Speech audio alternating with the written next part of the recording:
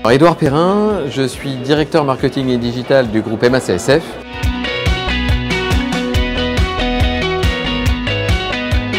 Ma perception du marché du Big Data, elle a beaucoup évolué ces quelques derniers mois. En effet, on voit que les compétences et les outils commencent à être matures. Et ça, c'est assez nouveau. Il y avait beaucoup de, entre guillemets, de balbutiements sur le marché. Là, on voit maintenant des solutions matures avec des gens qui savent les utiliser et les porter.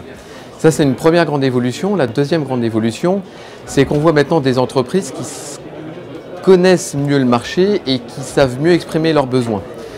Et ça, c'est vraiment important pour que l'offre rencontre la demande.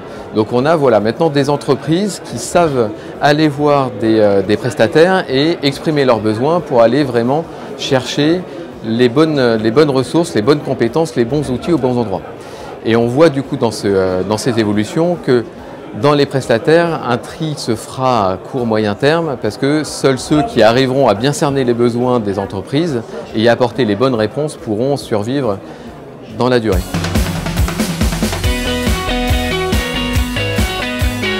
C'est vrai que l'ensemble des assureurs travaillent beaucoup sur ces sujets pour beaucoup de raisons. C'est vrai qu'on est un marché très concurrentiel, il y a beaucoup d'acteurs et la réglementation facilite de plus en plus la concurrence et la mise en concurrence.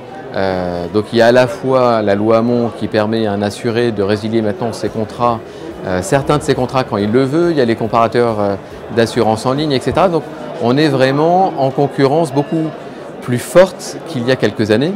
Et donc l'enjeu du Big Data, c'est mieux connaître ses clients, leur proposer des contenus personnalisés, des offres personnalisées et vraiment avoir une relation beaucoup plus poussée et davantage dans la durée que ce qu'on pouvait avoir avant.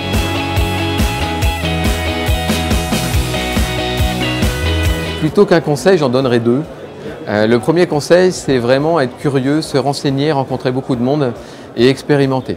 Donc le Big Data, c'est vraiment quelque chose qui ne peut pas se gérer comme un grand programme structuré qu'on lance sur 2 ans avec un début et une fin très organisés, très identifiés. Donc ça, c'est un premier conseil. C'est vraiment, il faut y aller par des expérimentations, être curieux, rencontrer des gens.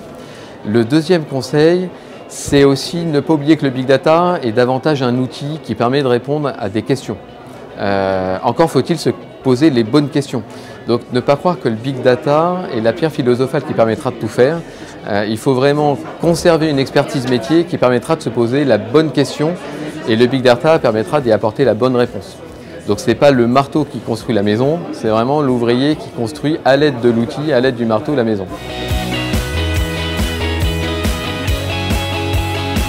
C'est une expérience assez incroyable qui permet vraiment en un temps assez court, sur 2 jours, de rencontrer tous les principaux acteurs du marché et de rencontrer aussi ses pairs, c'est-à-dire on rencontre à la fois des prestataires qui peuvent nous accompagner, mais on rencontre aussi des gens qui ont fait dans leur entreprise et qui peuvent nous donner des bons conseils.